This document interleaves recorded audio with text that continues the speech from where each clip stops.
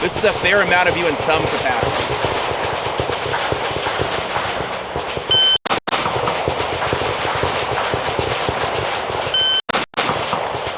What am I doing there?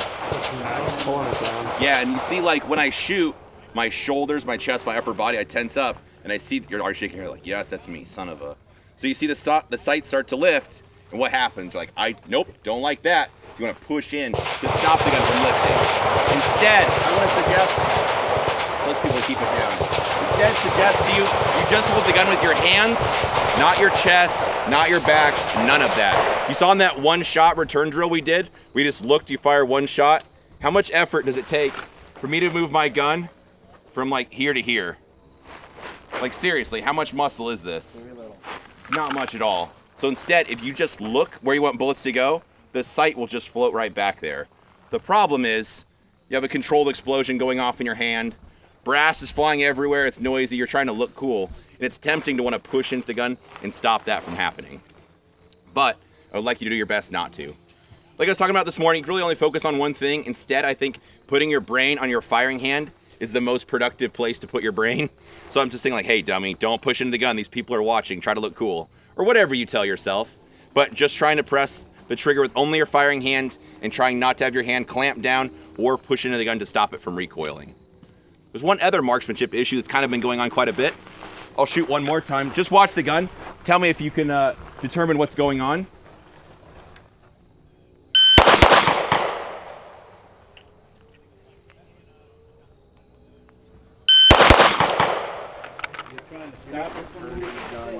I was staring at my sight. So I want you to be target focused. Let's be honest, no one's perfect. There'll be at some point where you're shooting, you'll shift your vision back to the sight, but I want you to try your best to be target focused. Your sight will just be bouncing between you and the target, and if you see your sight start to lift and you watch it, the next thing you know, you'll just be along for the ride, and the sight will track up on the target. So where you put your vision is really, really powerful, and it's important that you stare at the black aiming reference as best you can. That should be sharp and in focus. When you're shooting, if the back of your slide or the plate on the back that shows like the manufacturer, the housing, any of that stuff sharp and in focus, that's a clue that you're not target focused. The target shouldn't be blurry as far as the outline goes. It should be sharp. You can see the outline, or if you're close enough, the perforations, the letters on the target, because that's what's sharp, that's what your focus is, where you're looking at. The last thing is, a couple of you guys when you're shooting, it's like, bop, bop. I don't want you to do that either. I realize this feels a bit reckless, pulling the trigger super fast. Call this predictive shooting, and I think it's worth a little bit of an explanation for how fast you're pulling the trigger.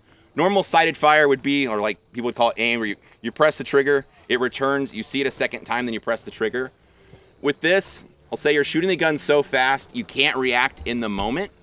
You're kind of along for the ride, but afterwards, you should have some recollection of what happened. So example, I go bop, bop, I'm like, son of a, I saw my sight, I saw the dot dip down and come back up. Like, I'm really irritated that happened, but in the moment it happened so fast, I can't do anything about it. Or you shoot and you feel your hands, like the gun move inside your hands, or something push down, or you see the sight lift, you're like, oh no. Again, in the moment, you can't do anything, you're along for the ride, but repetitions after that, you're trying to correct those issues. Does this all make sense?